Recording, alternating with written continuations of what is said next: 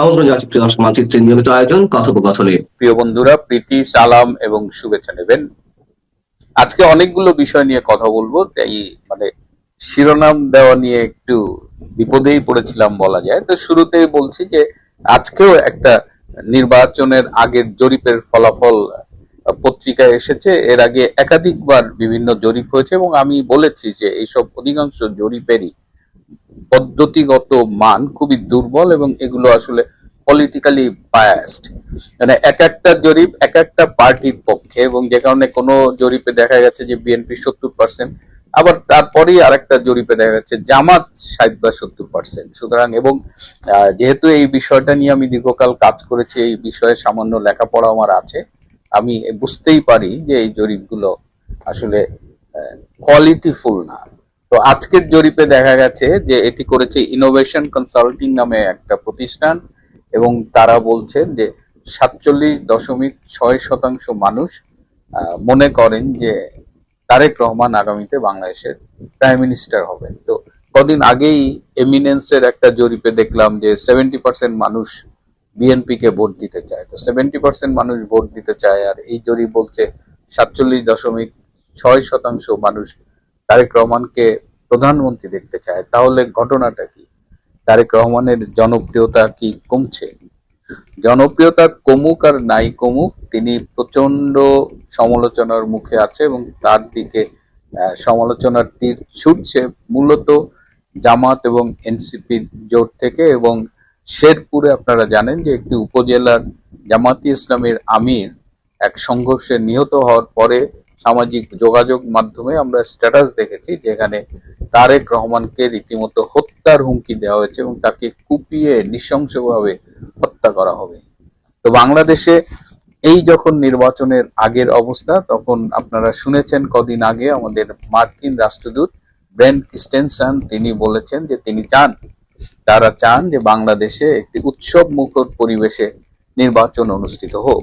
সেই উৎসব মুখর পরিবেশে নির্বাচন অনুষ্ঠিত হওয়ার প্রত্যাশার পাশাপাশি আমরা দেখলাম যে মার্কিন সরকারের পক্ষ থেকে বাংলাদেশে মার্কিন নাগরিকদের এই নির্বাচনকালীন সময়ে চলাফেরার জন্য সতর্ক করে দেওয়া হয়েছে।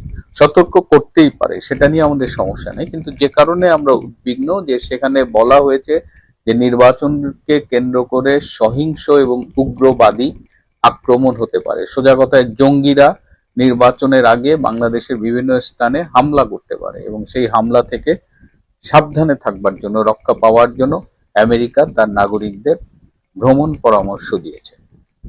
তো যে রাষ্ট্রদূত উৎসবমুখর পরিবেশে নির্বাচন চায়, সেই দেশের সরকার কর্তৃপক্ষ বা দূতাবাস কি করে তার নাগরিকদের সতর্ক করে দেয়?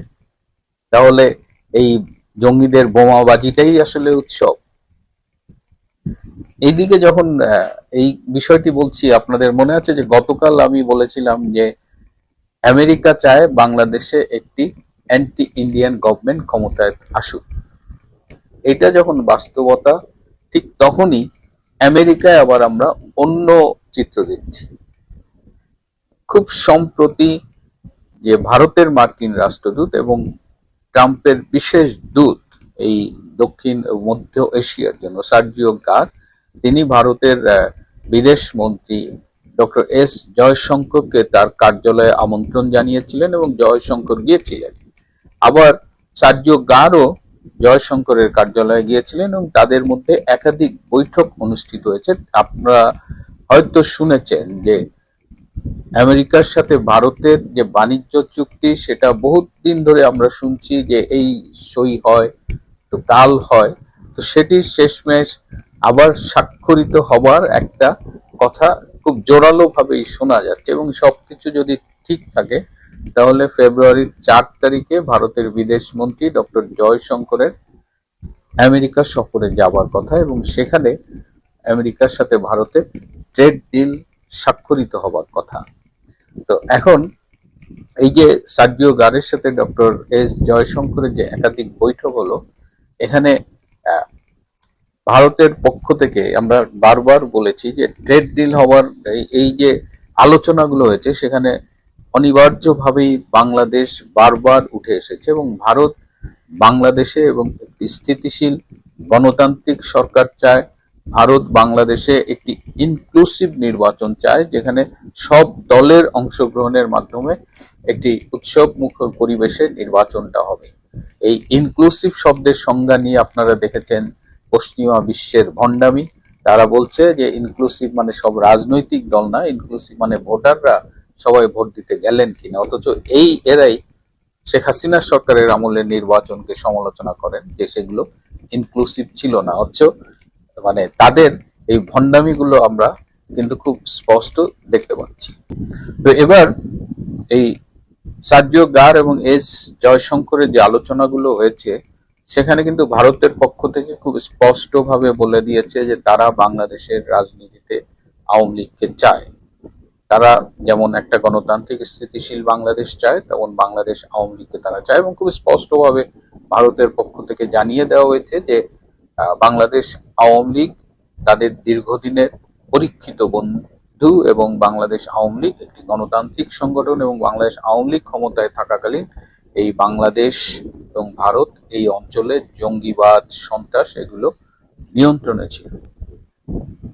সুতরাং এই যে ভারত এবং আমেরিকার যে সম্পর্ক, এবং সেখানে বাংলাদেশকে নিয়ে যে আলোচনা, সেখানে বাংলাদেশকে নিয়ে ভারতের একটা অবস্থান, আবার আমেরিকার একটা অবস্থান, এটা নিয়ে যখন আমি কথা বলছি, ঠিক তখনই জয়শঙ্করের একটি ঘনিষ্ঠ সূত্র আমাকে জানিয়েছে ভারত আজকাল মনে করছে যে আসলে এই যে আমেরিকার সাথে তারা যে রিসেন্টলি ডিফেন্স চুক্তি স্বাক্ষর করলো বা এখন ট্রেড ডিল নিয়ে তারা কথা বলছে, এটি আসলে মূলত এক ধরনের সময়ের অপচয়।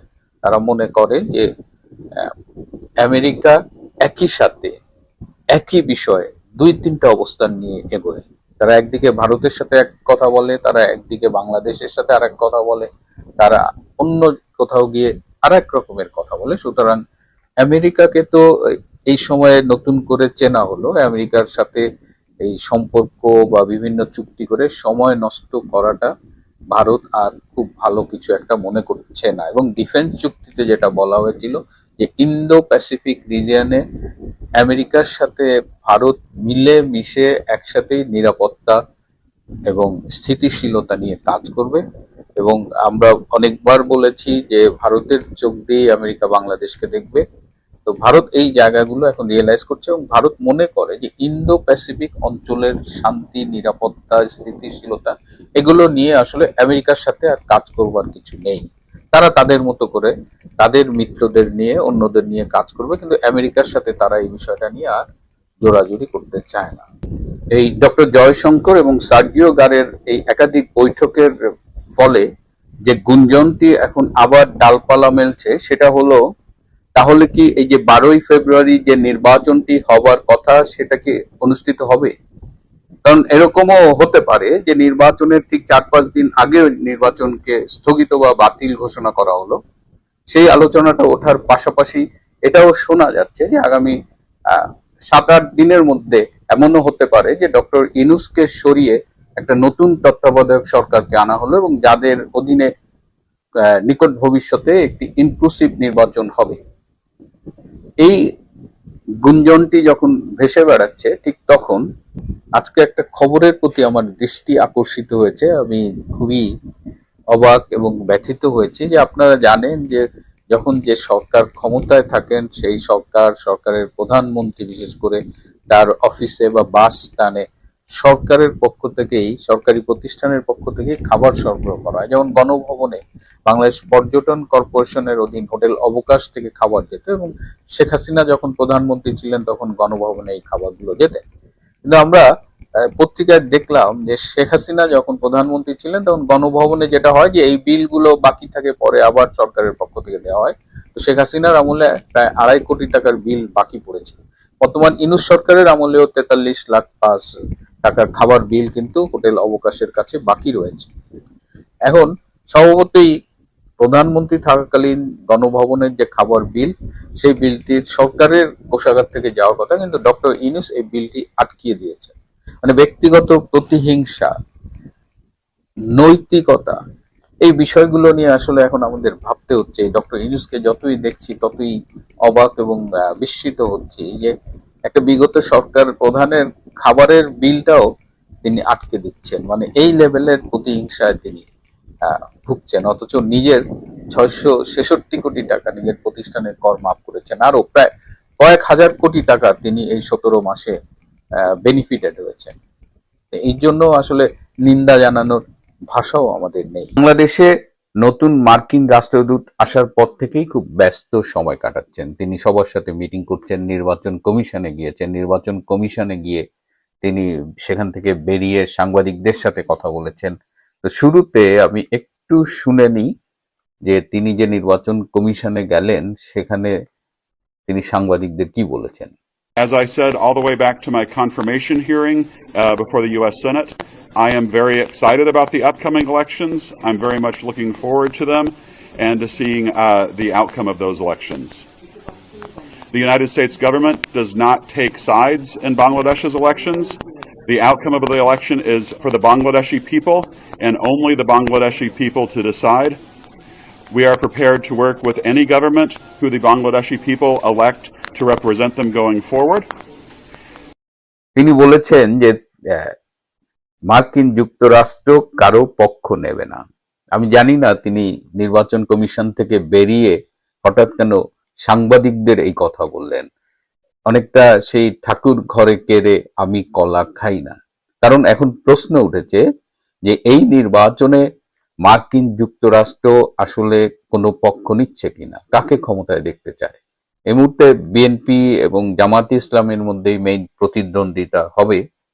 তো যেহেতু এই প্রশ্ন উঠেছে এবং যেহেতু মার্কিন রাষ্ট্রদূত ব্রেন্ট ক্রিস্টেনসন এটি বললেন, আমাদের সন্দেহটা একটু বেরিয়ে যায়। এই সন্দেহের আরো কারণ আছে। কয়েকদিন আগেই গত সপ্তাহে আমি বলেছি এবং আপনারা জানেন যে ওয়াশিংটন পোস্টে একটি প্রতিবেদন প্রকাশিত হয়েছিল, যেখানে ঢাকায় মার্কিন দূতাবাসের একজন কর্মকর্তার সাথে বাংলাদেশের নারী সাংবাদিকদের একটি মিটিংয়ে, সেখানে সেই দূতাবাসের কর্মকর্তা বলছিলেন যে তারা জামাতের সাথে বন্ধুত্ব করতে তাদের কোনো আপত্তি নেই, এবং সেই ফোনালাপটি কিন্তু লিক হয়ে গেছে। এই ফোনালাপটি ফাঁসের মধ্য দিয়ে মার্কিন দূতাবাস ঢাকা অফিসের যে কার্যক্রম জামাত প্রীতি, সেটি প্রকাশ্যে আসার পর থেকে কিছুটা বিব্রত হয়েছে মার্কিন যুক্তরাষ্ট্রের এই দূতাবাস। যদিও তাদের এসব কিছু যায় আসে না, এবং তাদের এই জামাত প্রীতি এবং তারপরে এই ব্রেন্ট ক্রিস্টেনসনের এই কথা, এই সব কিছু মিলিয়ে একটু তালগোল পাকিয়ে যাচ্ছে। আসুন আমরা একটু বিশ্লেষণ করে দেখি আসলে আমেরিকা কাকে ক্ষমতায় চায়। যতই ব্রেন্ট ক্রিস্টেনসন বলুক, ব্যাপারটা মনে হয় এত সহজ নয়, এবং বিভিন্ন তথ্য উপাত্ত বিশ্লেষণ করলে মনে হয় যে এই নির্বাচনে মার্কিন যুক্তরাষ্ট্রের একটা পছন্দ আছে, অ্যাটলিস্ট মার্কিন যুক্তরাষ্ট্রের কোনো একটা অংশের, maybe deep state or what, সেটি নেই আজকে একটু কথা বলবো। এইখানে আমেরিকা জামাত বা বিএনপিকে যে চায় কি চায় না, এর পেছনে মূল কারণটা কি একটু আলোচনা করি। যে আপনারা জানেন এই মুহূর্তে বিএনপিতে তারেক রহমানের পরে খুব শক্ত অবস্থানে রয়েছেন সালাউদ্দিন আহমেদ, যাকে অনেকে শিলং সালাউদ্দিন বলে থাকেন। এই সালাউদ্দিন আহমেদের সাথে প্রতিবেশী ভারতের খুব ভালো কানেকশন আছে বলেই বাজারে একটা কথা প্রচলিত আছে। এছাড়া বিএনপিতে আমির খসরু, মির্জা আব্বাস, এদেরও অনেকে ভারতপন্থী বলে দাবি করেন, এবং তারা এই মুহূর্তে দলের মধ্যে কিন্তু একটা পাওয়ার এক্সারসাইজ করছে, প্রভাব খাটাচ্ছে, এবং এদের মাধ্যমে বিএনপির সাথে ভারতের একটা যোগাযোগ স্থাপিত হয়েছে বলে শোনা যায়। যদিও বিএনপি আজীবন ভারত বিরোধিতার কথা বলেই রাজনীতি করেছে, তাদের রাজনীতির অন্যতম মূল একটা ডোমেইন হলো ভারত বিরোধিতা। তো সেই ভারত বিরোধিতার রাজনীতি করা বিএনপি ভারতের সাথে একটি যোগাযোগ স্থাপন করেছে, এবং অনেকেই বলেন যে তারেক রহমান যে বাংলাদেশে ফিরেছেন দীর্ঘ নির্বাসন শেষে, এবং জুলাই অভ্যুত্থানের এই যে জঙ্গি অভ্যুত্থানের পরেও তিনি এত সময় নিয়েছেন দেশে ফিরতে, এর মূল কারণ ছিল তার কিছু ক্লিয়ারেন্স ছিল না, এবং ভারত তাকে ক্লিয়ারেন্স দেওয়ায় তিনি ফিরেছেন। সুতরাং এই নির্বাচনে যেহেতু আওয়ামী লীগ মাঠে নেই, সম্ভবত ভারতের একটা পছন্দ হলো বিএনপি, অ্যাটলিস্ট ওভার জামাত। তারা বিএনপিকে প্রেফার করে বলেই অনেক রাজনৈতিক বিশ্লেষক মনে করেন। এই জায়গাতেই মার্কিন যুক্তরাষ্ট্রের আপত্তি। মার্কিন যুক্তরাষ্ট্র চায় এই মুহূর্তে বাংলাদেশে একটি অ্যান্টি ইন্ডিয়ান গভর্নমেন্ট থাকুক। এই রাজনীতির এই খেলাগুলো বুঝতে আমাদের মতো আমজনতাদের খুব কষ্ট হয়। আপনারা দেখেন যে প্রতিদিন ভারতের প্রতিনিধি দলের সাথে আমেরিকার কোনো না কোনো প্রতিনিধি দলের মিটিং হচ্ছে। এই ডিফেন্স চুক্তি তো স্বাক্ষরিত হয়েছে এই 10 বছরের, আবার বাণিজ্য চুক্তি আজ হয় কাল হয় শুনছি, আবার ট্রাম্প ভারতের উপরে ট্যারিফ বাড়িয়ে দিচ্ছে। সুতরাং ভারত এবং আমেরিকার সম্পর্কটা সরল রৈখিক তো নয়ই, বরং এটি ঠিক বোঝা যাচ্ছে না। আবার সারা বিশ্ব আমেরিকার থেকে কিন্তু একটু একটু করে দূরে সরে যাচ্ছে, আমি আগেও বলেছি। এবং বিভিন্ন উদ্যোগগুলোয় ভারত একটা গুরুত্বপূর্ণ ভূমিকা পালন করছে। যেমন ধরেন ব্রিক্স, যেখানে ভারত আছে, রাশিয়া আছে, চায়না আছে, সাউথ আফ্রিকা আছে, এখানেও কিন্তু ভারত খুব গুরুত্বপূর্ণ ভূমিকা পালন করছে। আবার ইউরোপ সম্প্রতি ভারতের সাথে একটা চুক্তি করলো, আবার ইউকে ভারতের সাথে একটা চুক্তি করেছে, আবার চায়না ভারতের সাথে সম্পর্কটা উন্নয়ন করার চেষ্টা করছে, আবার রাশিয়া, ইরান, এদের সাথে ভারতের একটা সম্পর্ক আছে। এই সব হিসাবগুলো কিন্তু আমেরিকার খুব ভালোভাবে নেয় না। যে সম্পর্কটি খুব বন্ধুত্বপূর্ণ হওয়ার কথা ছিল, বিশেষ করে ট্রাম্প এবং মোদির মধ্যে যে ব্যক্তিগত সম্পর্ক ছিল, এবং ট্রাম্প নির্বাচিত হবার পেছনে এই মোদি ট্রাম্প বন্ধুত্বটা যে ভূমিকা রেখেছিল, সেই জায়গা থেকে প্রথমেই সরে গেছে ট্রাম্প। এবং ট্রাম্প যেভাবে আমেরিকাকে তার সুপ্রিমেসিকে ঝুঁকির মধ্যে ফেলছে, এবং সেই ঝুঁকিতে পড়ার মধ্যে তার যে প্রতিপক্ষ তারা সবাই ভারত কেন্দ্রিক। তো এই জায়গায় আমেরিকা চাচ্ছে না যে বাংলাদেশে একটা প্রো ইন্ডিয়ান গভর্নমেন্ট হোক। এই হিসেব থেকেই কিন্তু আমেরিকা বিএনপির চাইতে জামাতকে ক্ষমতায় দেখতে চাইছে। কারণ জামাত আসলে জামাতের মাধ্যমে ভারতের বিরুদ্ধে একটা প্রেসার কন্টিনিউয়াসলি রাখা যাবে। এই ধরেন ভারতের যে বিরুদ্ধে যে বিচ্ছিন্নতাবাদী গ্রুপগুলো আছে, এই যে পরেশ বড়ুয়ার উল্পা বা এরকম নর্থ ইস্ট স্টেটে বেশ কিছু বিচ্ছিন্নতাবাদী গোষ্ঠী আছে, তাদের বাংলাদেশ থেকে একটু হাওয়া দেওয়া যাবে, ভারতকে একটু ডিস্টার্ব করা যাবে, ভারতের ঘাড়ের উপরে নিঃশ্বাস ফেলা যাবে। এবং এর ফলে ভারতকে এই এন্ডে, যেখানে শেখ হাসিনার সরকার থাকাকালীন ভারতকে কিন্তু এই এন্ডে নিরাপত্তা নিয়ে মাথা ঘামাতে হয়নি, কিন্তু এখন বাংলাদেশ থেকে জঙ্গি হামলা রপ্তানি করা হবে, ভারতের বিচ্ছিন্নতাবাদী গোষ্ঠীদের দিয়ে ভারতকে ডিস্টার্ব করা হবে, এবং এর মধ্য দিয়ে ভারতকে একটা চাপের মধ্যে ফেলার একটা চেষ্টা আমেরিকা করবে বলে অনেকের ধারণা। এই জন্য আমেরিকা এখন চাইছে জামাতে ইসলাম ক্ষমতায় আসুক। কিন্তু বাস্তবতা হলো যে আমেরিকা চাইলেই বাংলাদেশে সবকিছু হয়, সেটা সবসময় সত্যি নয়। 71-এ যেমন প্রমাণিত হয়েছে, এই 24-এর জুলাই আগস্টের জঙ্গি অভ্যুত্থানের আগেও অনেকবার আমেরিকা চেষ্টা করেছিল, তারা পারেনি। তো এবারও এই নির্বাচনে জামাতে ইসলামকে আমেরিকা ক্ষমতায় আনতে পারবে কিনা, এটা নিয়ে যথেষ্ট সন্দেহ আছে। খুব স্বাভাবিক হিসেব হলো বাংলাদেশের বড় দুটো দল হলো আওয়ামী লীগ এবং বিএনপি। যখন আওয়ামী লীগ মাঠে না থাকে তখন বিএনপি স্বভাবতই সামনে এগিয়ে থাকে। কিন্তু আজকে বিএনপিকে ঝুঁকির মুখে কেন ফেলা হচ্ছে, বা বিএনপি কেন এই আলাপ উঠছে যে জামাত ক্ষমতায় আসবে? জামাতের তো ক্ষমতায় আসার কোনো সম্ভাবনা নেই, কিন্তু তারপরে এই ন্যারেটিভটা ছড়ানো হচ্ছে। এই জায়গায় বিএনপিকে অত্যন্ত সতর্কভাবে খেলতে হবে।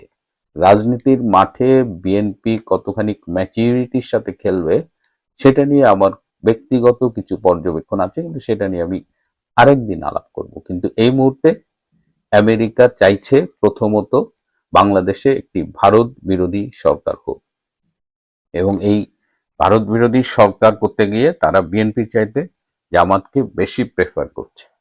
বিএনপি এই মুহূর্তে ভারতের সাথে একটা আন্ডারস্ট্যান্ডিং করে ক্ষমতায় যাওয়ার চেষ্টা করছে, এবং ক্ষমতায় যাওয়ার পরে ভারতের সাথে এই বন্ধুত্বপূর্ণ সম্পর্ক বজায় রাখবে কিনা সেটাও কিন্তু একটা প্রশ্ন। এই বিষয়টা নিয়ে আমি সম্প্রতি আমার একটা কানেকশন আছে একজন আমেরিকান এক্স ডিপ্লোম্যাটের। তিনি মাঝে মধ্যে আমাদের আগ্রহের কারণেই বাংলাদেশ সম্পর্কে কথা বলেন এবং তারও বাংলাদেশ একটা আগ্রহের জায়গা। তিনি এই তথ্যটি আমাদের দিয়েছেন এবং তিনি বলেছেন যে এই কারণে এতক্ষণ যেটা বললাম সেটা আসলে আমাদের সেই বন্ধুর কাছ থেকে পাওয়া। এবং তিনি আমাকে আরো কিছু কথা বলেছেন যে এই মুহূর্তে আওয়ামী লীগের ইন্টারন্যাশনাল কানেকশন বাড়ানো উচিত, আরো ইমপ্রুভ করা উচিত এবং আওয়ামী লীগের উচিত তাদের 8 থেকে 10 জনের একটা টিম থাকা উচিত যারা তাদের ইন্টারন্যাশনাল রিলেশনস গুলো ইমপ্রুভ করবে। এবং তিনি স্পেসিফিক একটি নাম আমাকে বলেছেন যে বাংলাদেশের সাবেক পররাষ্ট্রমন্ত্রী জনাব AK মোমেন। তিনি বলেছেন যে আওয়ামী লীগের উচিত এই মিস্টার মোমেনকে আরো বেশি কাজে লাগানো, কারণ মিস্টার মোমেনের আমেরিকায় অনেক কংগ্রেসম্যান সিনেটরের সাথে পার্সোনাল যোগাযোগ আছে এবং মিস্টার মোমেন কিছুটা কাজ শুরু করেছেন। আমার কাছে এই দুটো অ্যাডভাইস খুব ইম্পর্টেন্ট মনে হয়েছে এবং আওয়ামী লীগ চাইলে এই দুটো অ্যাডভাইস বিবেচনা করতে পারে। তো দেখা যাক আমেরিকা যে ভারত বিরোধী একটা চক্রান্ত করছে, একদিকে ভারতের সাথে বন্ধুত্বের নাটক করছে বা আমরা দেখতে পাচ্ছি, আর একদিকে বাংলাদেশকে ভারতের বিরুদ্ধে কাজে লাগাচ্ছে। প্রিয় বন্ধুরা, আজ এ পর্যন্তই। ভালো থাকবেন, সুস্থ থাকবেন। তার চেয়েও জরুরি হলো